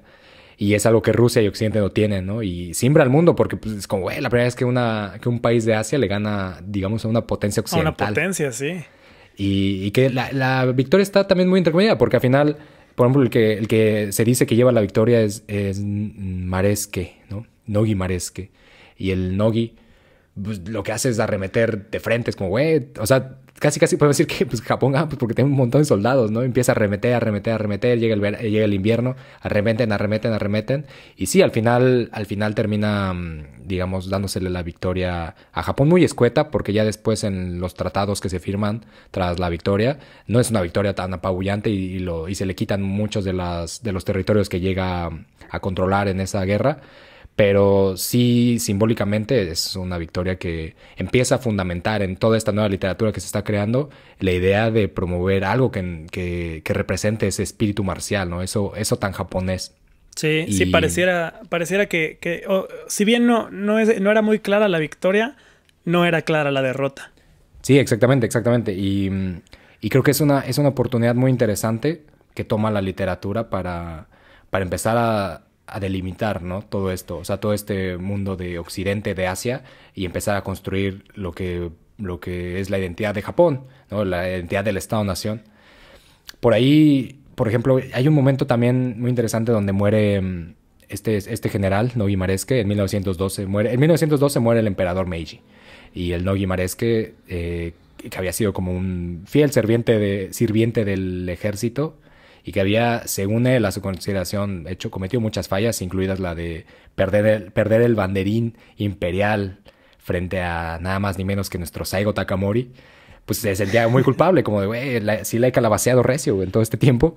Y cuando muere el emperador Meiji, este vato y su esposa Shizuko se matan. Este güey se viscera y Shizuko se degolla. Esto pues genera hay una sensación muy rara porque ya llevaba desde la guerra contra Rusia celebrándose el espíritu del Bushido, del samurái. Una idea que recuperan de Yamaoka, que era igual un samurái del periodo Edo, y de las palabras de Yoshida Shoin, ¿no? Nuestro académico. Y de repente esto simbra porque es como de, qué pedo, güey. Ya no, la gente ya no se mataba, ¿por qué están matando otra vez, güey? Y es algo muy intempestivo porque no es contemporáneo. O sea, es contemporáneo en un sentido, pero precisamente se sale de lo contemporáneo para criticar, ¿no? El momento. Y empieza a generar mucha confusión, empieza a generar como varias corrientes sobre la teorización del Bushido. Y uno de los, digamos, que aporta a esto desde la literatura es Moriogai, ¿no? Hay un libro muy conseguible que se llama La familia Abe. Y en ese libro vienen varias historias sobre muchas cosas. Si no recuerdo mal, ahí aparece uno que se llama Okitsu Yogamon no Isho, que es como la última voluntad y el testamento de Okitsu Yaguemon. Y en ese es básicamente sobre un güey que se quiere viscerar, ¿no? Para seguir a su señor en la muerte. Y la sociedad como tal ya no está permitido. Entonces, pues no lo dejan hasta que al final, después de varias arreglos por aquí y por allá, pues se le permite, ¿no? Y este cuento lo escribe primero Moriogai y luego lo reestructura, luego lo reescribe. Y este Moriogai, que abogaba por una reestructuración de la literatura japonesa, de repente abandona sus palabras y dice como, güey, pues al carajo, güey, la neta voy a escribir sobre samuráis, ¿no? Y empieza a escribir, tiene una colección muy, muy grande sobre todo eso y luego se dedica a recuperar los grandes clásicos de la épica y se enfoca en eso, ¿no? Lo último, es un libro muy interesante que se llama En Construcción, donde un poco podemos ver justamente esta transición a lo moderno. Y eso aboga mucho, ¿no? En ese sentido. Pero en su contraparte, por ejemplo, aparece ya en el nuevo periodo, aparece Akutagawa, Ryosuke. No, pues que es todo lo contrario. Un señorón de la literatura, un mítico. ¿Hay algún texto o algún textito que te lata este muchacho de la Akutagawa? ¿De Akutagawa? Sí. Tengo por aquí aparte que es bien rara la forma en la que llegué a este texto. El texto se llama Cuentos Infernales. Ok. Y es una compilación de una editorial cubana. Esos cubanos haciendo esas cosas que chidas. hicieron de estos... Sí, que por lo que veo fue alguien gustosa de la cultura. Ahorita no recuerdo exactamente quién hizo esta compilación. Y hace la traducción, pero hace la traducción del inglés. De varios cuentos de Akutagawa. Y me gusta mucho, o sea, la temática esta o sea, esta selección de cuentos es muy buena. Y es donde vienen, vienen varios de los clásicos, ¿no? Viene del biombo. Aquí lo traducen como el biombo del infierno. El biombo del infierno. Un clásico, güey. El biombo del infierno está bien chido, güey. Sí. Y viene también de la nariz. La nariz. De hecho, la nariz justamente es uno de los tantos textos donde este güey critica la crítica hacia la asunción social, ¿no? O sea, como esta idea de poderse mover, ¿no? En la sociedad y demás. Exactamente. Y sí, que lo hace a través de esta forma, podríamos decir que hasta cómica, ¿no? Sí, muy cómica. Pero ahí está presente la crítica. Entonces me gusta mucho ese compendio. O sea, me gustan sus cuentos cortos. La verdad no he leído algo más. O sea, desconozco si tiene, por ejemplo, alguna novela. Tiene un cuento que es más largo, que se llama Los Kappa. Los Kappa es una joya y además Los Kappa está muy cagado porque también un poco pone toda esta idea. Akutagawa es un sujeto un buen cuate. Este güey es un tipazo, un amigazo. Lástima que ya murió, ¿no? Sí. Pero bueno, lástima que se mató. Bueno, no lástima. Como, pues más bien ya se mató y ya está. Pero este güey, por ejemplo, en el de Los Kappa, habla justamente de un mundo en particular donde hay un sujeto loco, digamos así, o sea, está internado en un psiquiatra donde dice que se cae a un hoyo y que entra el mundo de los Kappa, ¿no? Y el mundo de los Kappa, y los Kappa son estas criaturas. Ajá. Que, digamos, así de una manera muy, muy digamos, es que parecen como tortugas, ¿no? Unas tortugas muy siniestras, que son como estos humanoides tortuguescos. Yo los relaciono más O patos. con ranas, mira. Ah, mira. Sí. Para mí son como ranas. O sea, yo te iba a decir, sí, como este tipo de ranas. Para mí son anfibios más que reptiles, ¿eh? Sí, bueno, es que bueno, tal vez sean como... Pero tienen un poco de... Es que sean como anfibios con caparazón. Sí. Y una pelona ahí. La pelona es clásica. Una pelona con agua. Sí, creo que tienes razón en eso. O sea, sí, me parece más como anfibios con caparazones. O tortugas anfibias, si eso se puede. Pero sí. Sí se puede. Pero justamente, y estos güeyes, por ejemplo, están letradísimos en Strindberg, están letradísimos en Nietzsche. Anda. Están letradísimos en general en los románticos alemanes y los clásicos de Weimar. O sea, está muy cagado. Y caen ahí y de hecho se muere. Hay uno de los Kappa que se suicida y hay como se discute sobre el suicidio. Está muy loco, güey. Y lo que hace... Oye, tengo que leer eso. Está bien chido, los Kappa está bien chido. Y Akutagawa finalmente toma esta postura que es la de criticar lo que se está construyendo, principalmente en académicos.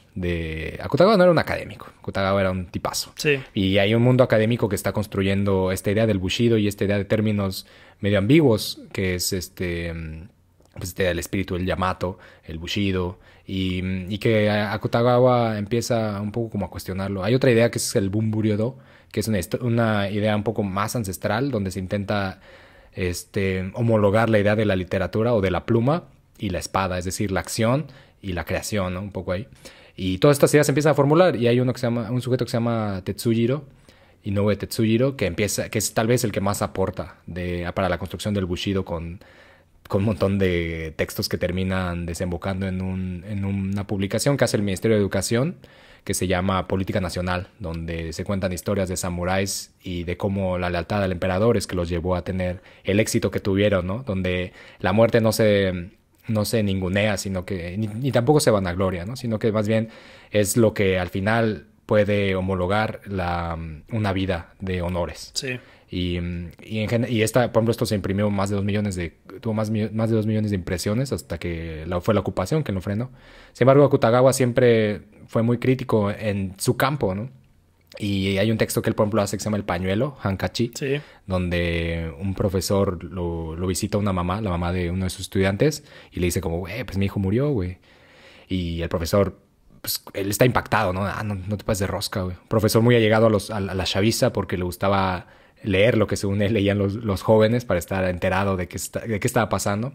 Entonces empieza a leer muchos clásicos europeos, sobre todo clásicos del romanticismo alemán, escritores franceses también, daneses, ¿por qué no? Escandinavos en general. O sea, es decir, empieza a poblarse, ¿no? de esta literatura occidental. Y cuando el profesor escucha esto de la mamá, dice como, no mames, güey, ¿con qué frialdad me lo dice, no? O sea, la señora... pues así, entera me está diciendo que su hijo pues, se murió, güey. Esto debe ser porque es japonés. Esto debe ser algo del Bushido. Que cuando el samurái desapareció, no se lo llevó consigo, güey. Se lo dejó a toda la sociedad, impregnado. Y ella se despide de todo, y cuando regresa a abrir el libro que estaba leyendo, un libro de Strindberg, hay una parte que dice como de... si usted necesita hacerse de una gran actuación, sírvase de apretar un pañuelo. Y entonces se acuerda de la señora y dice, un segundo. Y se acuerda que la señora estaba apretando un pañuelo cuando le platicaba todo esto, ¿no? Y así era Akutagawa, lo pone mucho en duda. Sí. Y en general es este ambiente, ¿no? En el que se empieza a generar una construcción muy interesante a partir del Bushido. Llega la Segunda Guerra Mundial o la Guerra del Pacífico. Para Japón hay mucho movimiento ahí. Ahí eso genera sin duda digamos que un corte, ¿no? Con esta producción. Sin embargo, pasa algo muy interesante, y es que realmente el nuevo gobierno, o bueno, digamos que la instauración de un nuevo gobierno por parte de Estados Unidos, o de esta ocupación estadounidense, no buscó realmente renovar, ¿no? Ellos buscaban aplicar una democracia que pudiera ser, digamos, fresca, ¿no? Algo que ni siquiera existía en Estados Unidos. Estos güeyes estaban, vamos a crear aquí... Aquí sí. Che, democración, güey. Aquí, ¿qué democración vamos a hacer? Pero era algo que no existía ni en Estados Unidos, ¿no? Y básicamente se dejó a la misma élite. Se condenaron, si no recuerdo mal, creo que a 7 nada más de los participantes en las decisiones de la guerra, y a los demás no. Incluido, de hecho, por ejemplo, el abuelo del primer ministro, que ya no es primer ministro, Abe, su abuelo había sido el que tomó las decisiones estratégicas de Pearl Harbor, ¿no? Y que tomó la decisión crucial de eso. Ese güey llegó a ser primer ministro. No se le condenó nada, llegó a ser primer ministro. Y esa es una línea que siguió ahí. Es decir, realmente se le dio una continuación al, digamos, llamémosle al régimen, ¿no? Mientras que en algún momento, y esto son siempre ideas como muy polémicas, mientras que de alguna manera parecía que el nazismo llega, se instala y luego se le borra, aunque evidentemente tiene sus rastros esparcidos todavía por ahí, es el fascismo como tal. Sí.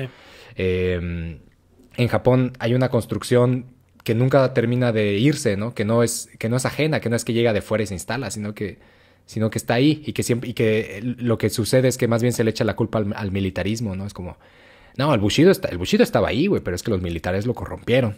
El espíritu Yamato estaba ahí, pero es que los militares lo corrompieron. Sí, como, sobre todo a partir de 1930. Como si esta idea del Bushido estuviera encima de todo y de todos, ¿no? Exacto. O sea, el Bushido siempre va a ser, como que me parece que es como la carta, o sea, que usa el gobierno para decir, sí, aquí tenemos esto es lo nuestro y esta es la unidad. Y justo el samurái como símbolo del Bushido también, sí, como que lo rescata también en parte por eso. Sí. Sí, es como si estás jugando Yu-Gi-Oh! Y sacas un hoyo negro, ¿no? Es como güey, hoyo negro, güey, qué pedo. Y es de, no mames. O sea, es así, ¿no? De repente el gobierno se ve como con todo esto frente y dice, no, o sea, todo esto que me estás presentando aquí no es así porque es que se corrompió. Sí. Se corrompió. Pero si quitamos todo esto, si lo tiramos, lo que nos queda es el Bushido. Sí. Lo que nos queda es el espíritu del Yamato. Va por ahí y empieza mucho a reestructurar esa idea. Se empieza otra vez a jugar con esa idea. Pasa algo muy particular y es que termina siendo mucho la industria cultural la que empieza a criticar, la que retoma todo esto. Y por ejemplo, Akira Kurosawa con el cine de samuráis, él realmente presenta un samurái muy diferente al que se construye entre el periodo Meiji y la Guerra del Pacífico. Empieza a hacer otras canciones, empieza a hacer una exploración muy interesante. Y también un poco particular, porque por ejemplo él toma las historias de Shakespeare y las empieza a reconstruir en el universo samurái, ¿no? Algo que de alguna manera a mí me da la sensación de que demuestra que el samurái tiene esa inconsistencia, esa flexibilidad para hacer lo que sea. La razón por la que el Bushido es lo que tú quieras, o sea, sí, el Bushido Bushido para emprendedores, ¿no? Bushido para el alma. Caldo de pollo para el Bushido. Bushido para la cocina. Bushido para la cocina. Sí.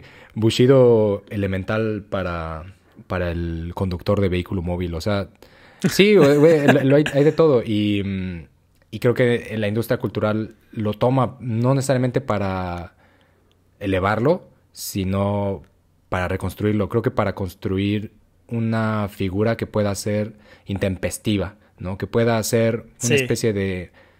No necesariamente una figura heroica, sino un personaje más que dentro de un universo, digamos, contemporáneo, pueda criticar lo contemporáneo, ¿no? Porque es cambiante, porque puede hacerlo. Y creo que eso lo hace muy, muy bien la industria cultural. Sí, y tan cambiante, tan camaleónico, como dices, ¿no? Esta adaptación de las historias de Shakespeare al universo japonés, al universo del samurái.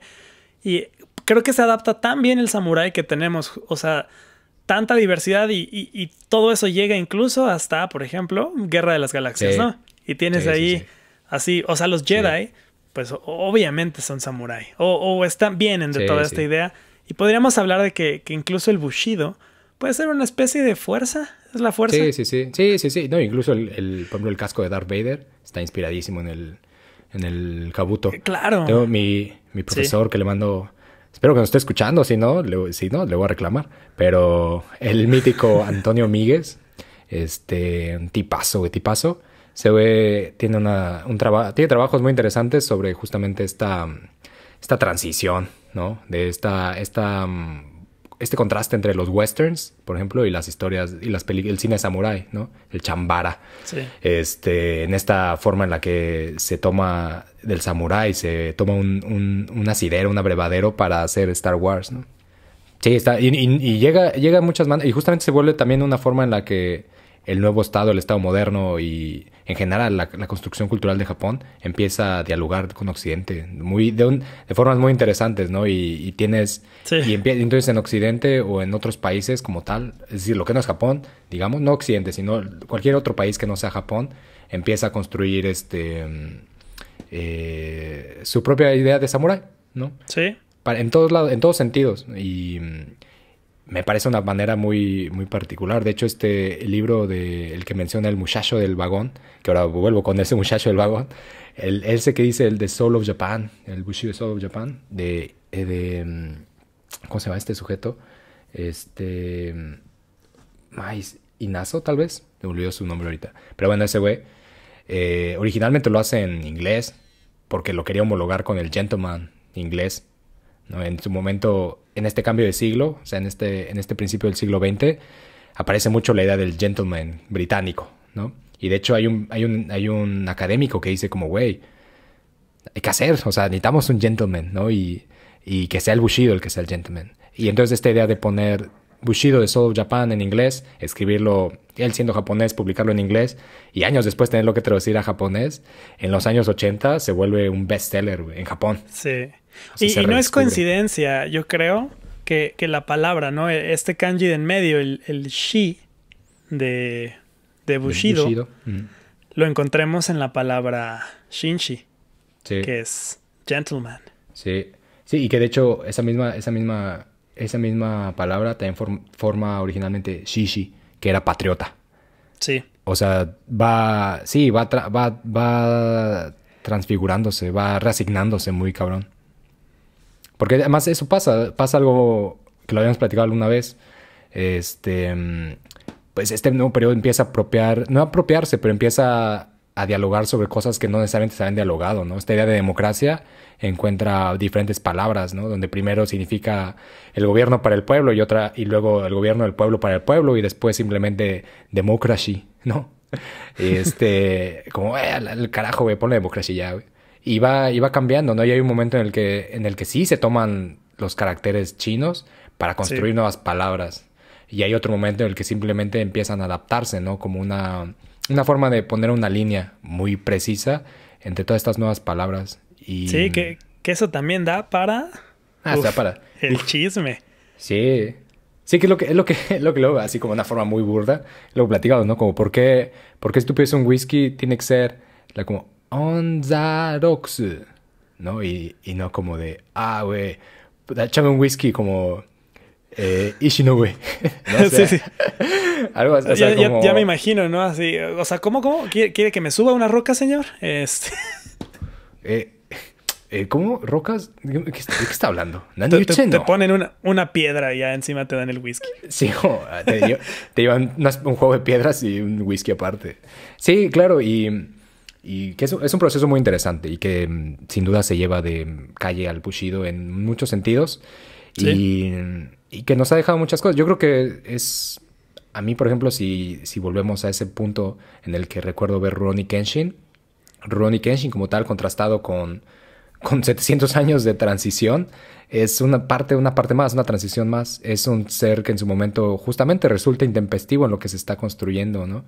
Hay una escena muy clavada donde un güey se va a eviscerar y Kenshin lo detiene y le dice como, no, güey, no, la evisceración, estamos en un punto en el que no vale la pena, ¿no?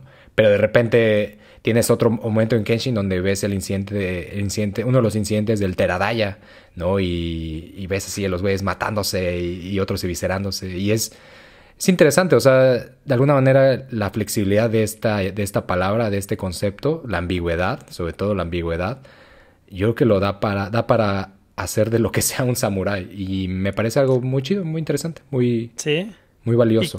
Y creo que ahí está, ¿no? La respuesta a esta pregunta original. Sí, que justo eso, pues claro, íbamos a llegar justamente a la parada a la parada del Chin Chin. Íbamos a llegar, íbamos para allá. Y me dice, así le digo, entonces, pues así es esto, mi chavo, ¿cómo ves? Y ese güey se me quedó viendo como el güey del tren, como de, no, pues sí está cabrón, güey. Está cabrón, güey. Y yo, sí, güey. Y entonces, o sea, pero entonces, ¿sí hay samuráis o no, güey? Y yo, güey. Y yo, no, no, no. No, o sea, no. Ah, ya. No, pues sí está loco, güey. Y yo, sí. Y en eso suena el timbrecito, ¿no? Así como... No sé, es un sonido muy particular. Y se para el tren. Y en eso una señora a la que le habíamos dado el asiento tiempo antes se levanta, güey, y me toca la espalda, ¿no? Y yo como... Oh, vaya, creo que me está tocando, señora. Y una señora ya bastante grande. Así me toca la espalda y volteo como de... o sea, igual como no le estoy dejando pasar, no sé qué. Y me dice... La señora japonesa me dice en español... Ay, disfruté mucho su plática sobre samuráis, joven. Y yo, ¿qué? Sí, fíjese que, pues, aunque yo soy de aquí, la verdad es que no me había puesto a pensar sobre muchas de estas cosas y creo que son muy interesantes, ¿no? La verdad es que disfruté mucho el viaje con ustedes. Muy divertido, muy entretenido, muy nutrido. Muchas gracias, que estén muy bien. Y se baja. Y todos así, verga, güey, ¿qué pedo?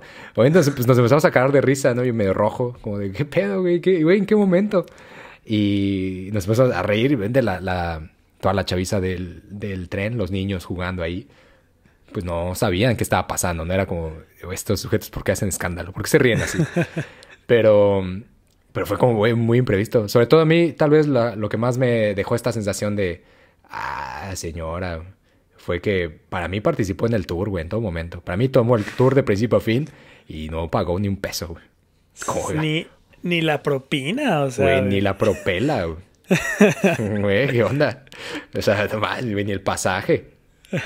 Ya ni los 200 yenes. Güey, sí, güey, ya ni la ida, no manches. Pero estuvo muy chido. Y bueno, en realidad eso, ¿no? Pasa mucho... O sea, pasa mucho cuando tengo chance de dar algún tour así, que suceden este tipo de preguntas, pero también pues suceden en general, ¿no? Cuando nos sentamos luego a cotorrear, que en la casa del Albert, que en la casa de la Muniz, que nos sentamos a cotorrear, pues luego terminan saliendo este tipo de cosas, ¿no? Y en general creo que nos ha tocado, a mí, si yo pienso, me ha tocado convivir indirectamente muchas veces con estas figuras del samurái, del bushido. Y que tal vez eso, pues, al final es lo que me ha llevado a estar investigando lo que investigo, ¿no? Pero hay una sensación con estos ritos de amor y muerte que, no sé, que evocan algo muy interesante y que yo creo que vale la pena siempre preguntárselo, ¿no? Para mí esa es la clave, como no puedo decir que esto sí es y esto no es samurái, sino creo que hay que hacer las preguntas, ¿no? Sí. Pues, ¿qué pedo con estos güeyes? Y a partir de ahí empezar a desdoblar y yo creo que siempre cuestionarlo. Y saldrán cosas muy chidas, sin duda. Sí, es muy, muy debatible también esta respuesta, ¿no? De si existen o no y hasta qué punto, pues, qué concepto de samurái es el que existe. Sí, es como samurái, ¿a cuál te refieres, güey? ¿Al de tal periodo? ¿Al de tal periodo? ¿Al de tal periodo? ¿Al de tal periodo? Claro. ¿Al de tal periodo? Porque Samurai Jack ahí está. Ay, porque Samurai Jack ahí está, güey, o sea... Y ahí está Sebastián Rulli. Ahí está Sebastián Rulli y el dragón rojo. A mí, o sea, ¿qué onda? ¿Qué onda? Sí, ahí vean Samurai, ahí vean el dragón rojo y nos dicen qué tal. El dragón, nada más. Sí, el dragón rojo es la de Aníbal Lecter, ¿no? Sí. También véanla, igual díganos qué tal. Ahí seguro hay samurái también. Ahí seguro ahí en ese arrancar orejas que muy samurái. También eso pasaba, se arrancaban orejas, narices, cabezas. Sí, pero bueno, eso sucedió. Sin duda fue un gran día y bueno, siempre habrá, yo creo que tiempo para preguntarse de todo, ¿no? La cultura creo que es algo que debe pensarse y cuestionarse una y otra vez. Y en ese sentido, si uno piensa en Japón, hay una imagen que sin duda va a evocar en algún momento u otro a los samuráis, ¿no? Y creo que de ahí que sucede que vivamos desbordadamente pues por el chisme samurái. Estoy de acuerdo. Oh, sí. Pero bueno, pues nada, este fue nuestro chisme de hoy. Recuerden visitar nuestra página de Patreon en www.patreon.com/Japón es chido. Ahí pueden apoyarnos y hacerse parte de Japón es chido para que sigamos chismeando con ustedes sobre samuráis, sus ritos de amor y muerte y todas esas cosas que no pueden ser sino japonesas. Está muy chido porque si se vuelven Patreons tienen acceso a chisme del mero bueno. Pueden elegir con nosotros de qué cosas hablar y recibir mucho contenido pues solo para para los meros meros del vecindario. Suculento. Estas sucus trucus. Así que, pues nada, vuélvanse parte de la bandita de Japón es Chido y hagamos crecer este espacio juntos. ¿Algo que agregar, mi estimado Diego de Las Vegas? No, pues nada más. Ahí, si les gusta este contenido, también apreciamos mucho que exista cualquier apoyo. Si pueden apoyarnos a través de Patreon, nosotros estaremos eternamente agradecidos. Si pueden apoyarnos escuchándolo, poniendo un like, compartiendo un poco con personas que crean que también puedan estar interesadas en la chismación japonesa, pues la chisma, güey. Mucho agradecimiento. Muchísimo. A huevo. Pues eso, pues con la música original y toda la producción de audio a cargo del buen Diego, al quien pueden encontrar, ¿en dónde? En YouTube, después de que te pasas como 1000 videos del zorro, como Diego de la Vega. Échenle un ojo porque tiene cosas bien chidas, el mítico Diego. Y sí, ya vio nuestro video del Patreon, güey, la musiquita, güey, qué pedo, pues rifada del buen Diego. Y nada, en general todas las personas que estamos haciendo esto lo hacemos con mucho cariño. También ahí aparecen las ilustraciones del mítico Lara, que está en Instagram como Lara World. Un tipazo que deben seguir. Y que además está haciendo muchos proyectos. Igual no se los va a platicar él, o igual y sí, yo no sé, pero tiene ahorita un proyecto de parte de su tesis de la reconstrucción de todos estos símbolos patrios a partir de como de una caricaturización muy interesante, como de estos, que por ejemplo en japonés aparecen mucho, ¿no? Los kyara, estos caracteres, estos personajes de las ciudades y demás. Sí. Entonces el Lara anda haciendo una investigación muy interesante y pues nada, tenemos la suerte de tener sus ilustraciones como parte de Japón es Chido. Sí, que aparte talentazo. O sea, talentazo. Una joven promesa que ya es más real que nada. Eso sí. Pero bueno, mi nombre es Andrés. Me pueden encontrar en Instagram como solo_andoresu. Esto fue Chisme Samurai, un programa de Japón es Chido, donde chismeamos sobre todas esas cosas que no pueden ser sino japonesas. Bye.